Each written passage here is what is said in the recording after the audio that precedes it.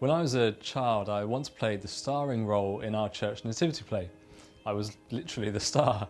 It involved a long piece of bamboo, cardboard and aluminium foil, and my job was to walk around backstage, holding the star high above the set, guiding the Magi to Jesus.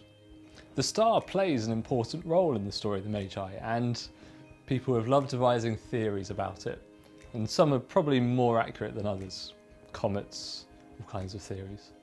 And it is indeed amazing that God manipulates the cosmos, flinging a star into space to guide the Magi to Jesus, like some sort of cosmic GPS system.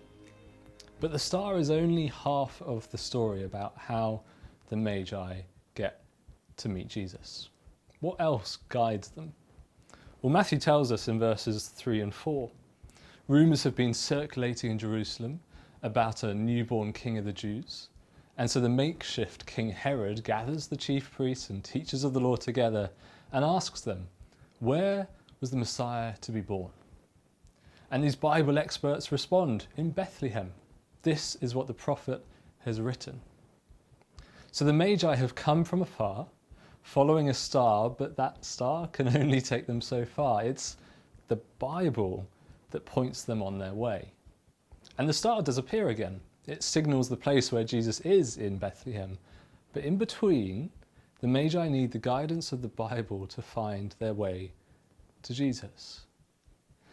And I think Matthew's giving us an important lesson here. Matthew isn't just giving us an account of this story of that first Christmas like a news reporter might. He's actually telling us this story in such a way to challenge us. It isn't just an account about events. It's also a lesson as well. And I think at least one lesson here is quite straightforward really, and it's about the gift of the Bible. Personally, the more time I've spent engaging with this passage, the more I've found Matthew challenging me on this. Because the Magi had to go to great lengths to meet Jesus. They had to look out for the star, pack their bags and travel a long way. They expected a newborn king to be in the capital, Jerusalem, so when they reach the city, they have to wander the streets, asking around if anybody knows where this Jesus is. They end up having to meet with King Herod, who was a pretty ruthless and feared ruler, so he wasn't the kind of person you'd actively seek out.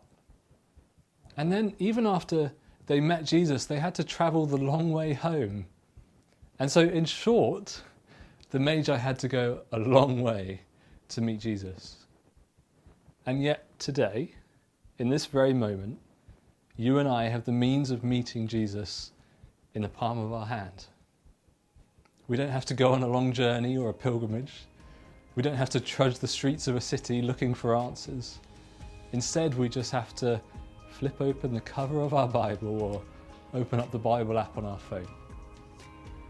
Now, of course, if you're anything like me, whenever mention of Bible reading comes up, it's easy to feel that kind of gnawing sense of guilt that reminds us that we haven't read it today or yesterday or for the last week or the last month or more.